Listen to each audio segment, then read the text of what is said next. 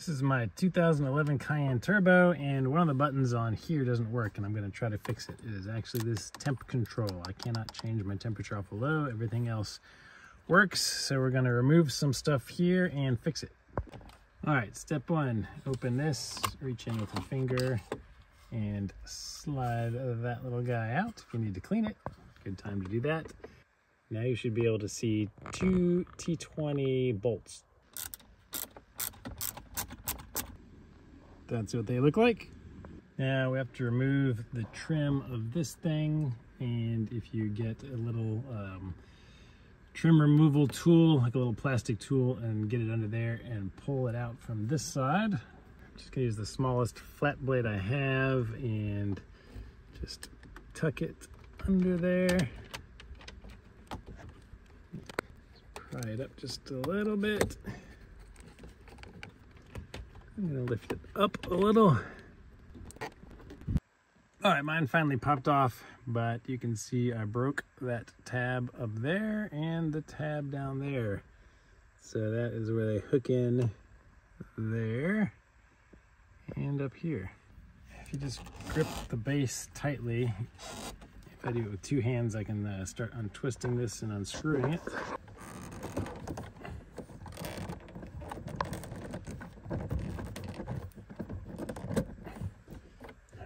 See, I just turned it like a not even a quarter turn, and then you can lift this up and off. So I'm assuming the reason we had to remove the middle part is for reinstalling.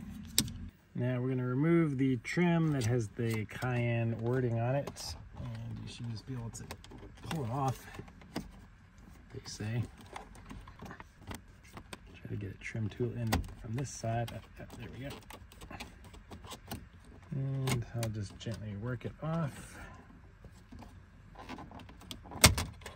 Try not to break this one too. And then the same for this piece. Yours might be this color or silver. Just gonna snap in.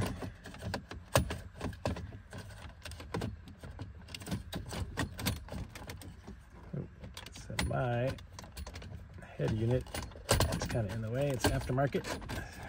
Mine has one electrical connection right here that I have to remove.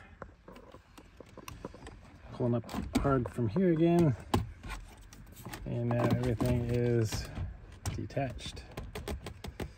I was watching a video that said there's another Torx bit somewhere to unscrew, but I never saw one. All right, also you might want to put it down here into drive. I had to turn the ignition back on and just move it down to get enough clearance to remove this thing. All right, after I'm in this stage, it was easier just to put that centerpiece back in there. Now, on the bottom of it, there are a crap ton of cables that we're supposed to gently remove. You can see this one, I've already started breaking the backside of it. All right, that is what this one looked like. It was in the first place. So apparently there was a tab to squeeze in, but the whole bottom of mine just disintegrated. And then one more on the other side, it looks like. And then this one here.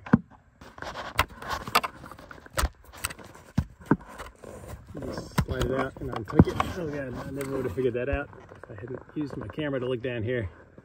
All right, the one in the very back, I disconnected. It was the same as this. So grab a tab and then pull it down. And then there's one more still here in the middle. All right, this one right here wasn't too bad. It was just squeezing on both sides and pulling the other one out. All right, this last one here, looks like over on this side, you have to pry that thing to the left to release it. Yep, that was it. Just pushed it in a little bit, and it comes out now. All right, this one just took a little screwdriver to slide up in there to release that little tab from that hole. Then let's see. And we have one big wire that runs all the way up here into the front here. And it is connected all the way down here. All right, that'll be a pain in the butt. All right, this one pulls out pretty easily. That one is press fit. This one is press fit. One more over there. Okay, giant pain in the butt, but it is out now. All right, we got 6 more T20s. 1, 2, 3, 4, 5, 6. All right, now that part will drop out. And of course, this is the part I want to get to, that switch over there. There are just some little tabs here that are holding it on. You just pull the tab back. So we undid the 2 tabs on that side, 1 more on this side, and this will slide right off. Just use that little screwdriver to get in there. Now, put this back over.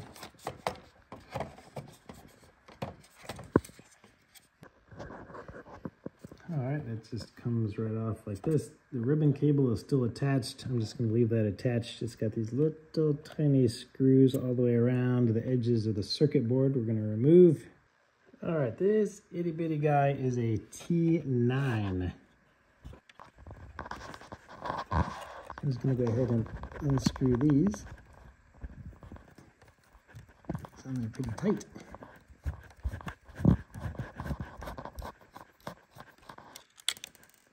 All right, there are 6 of those things. And once you unscrew them all, you can separate it from here. You can see all of the little LEDs that light up the buttons. That's the little LCD screen that shows you the temperature and stuff. And the back of the buttons, contact points.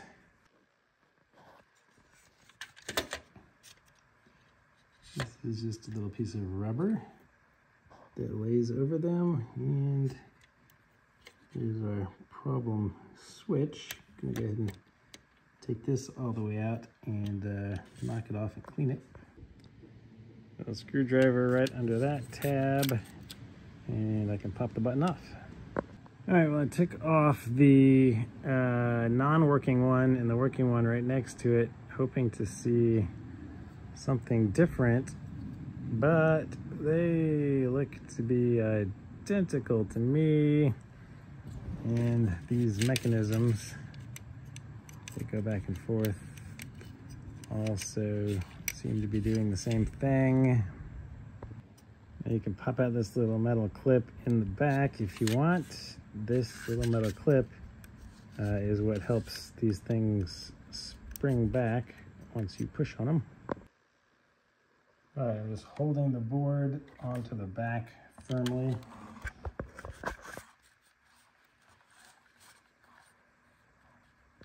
And I can hear the detents for both of them now. I get the down, but not the up unless I'm holding it all the way up tight. All right, it is completely those screws that hold this tight enough so you can hear that.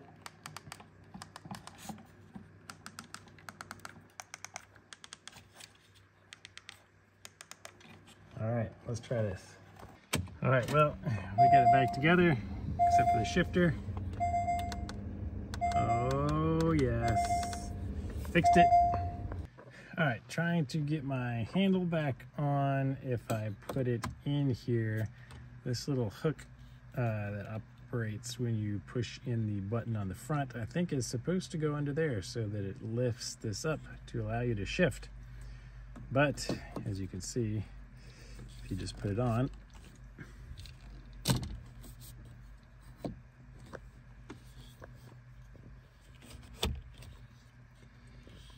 you cannot hook it on.